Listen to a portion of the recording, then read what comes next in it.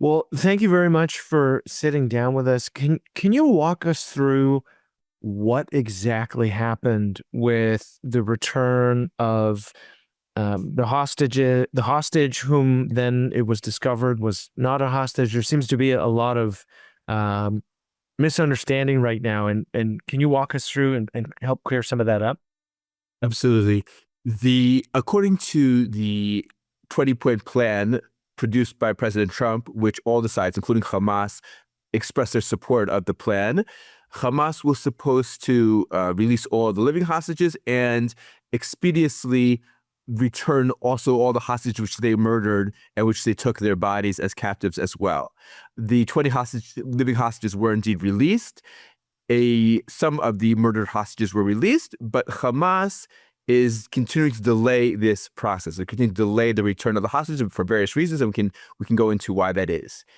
And due to the American pressure, Israeli pressure, American pressure on some of Hamas's backers like Qatar and Turkey, Hamas was looking to show that it was indeed returning some of the bodies. And essentially what it did was this facade where it removed the body from a building, obviously where they knew where it was, buried it in the ground, then filmed themselves uncovering the body, returning it over to the International Committee of the Red Cross.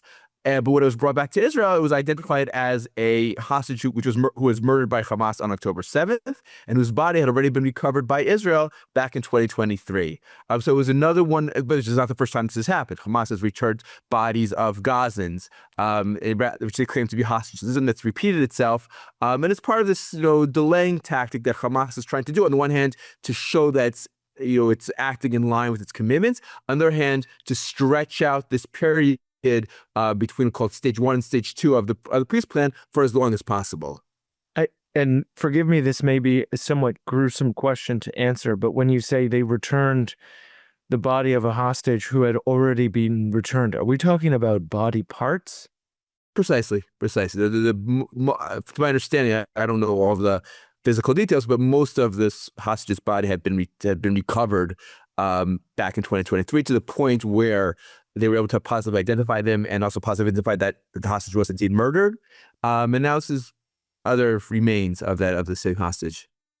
And in your view, what's the strategic advantage or the viewpoint from Hamas here on trying to delay stage 1 as long as possible?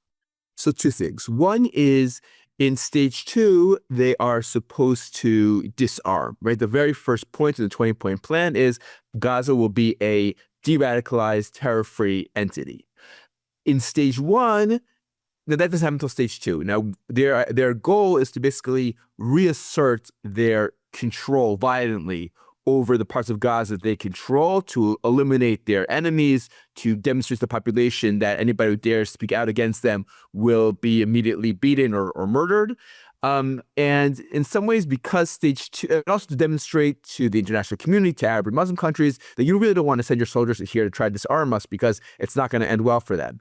And as long as we're still not officially in that stage 2 section, we're sort of this twilight of the stage 1. So they're essentially being given a green light to do that. The demand for the disarmament is not yet fully on the table, though President Trump has announced that we're now entering stage 2, but they still feel like they have this sort of twilight zone or twilight time to reassert their control. Now, when we get to stage 2, the real official full stage 2, they will have already fully reasserted their control, and disarming them is not going to be seriously on the table. Secondly, their argument has been is that there are hostages that we can't find. We need bulldozers. We need heavy equipment to find them. Who's going to supply that?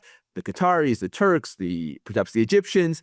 From Hamas's perspective, this is great because once you have that heavy equipment in the strip, they can use that to search for hostages, but also to begin rebuilding their terror tunnels and their terror infrastructure. So they want as much of that heavy equipment to come into the strip, presumably to help them look for hostages, but in reality, to also serve their terror ends.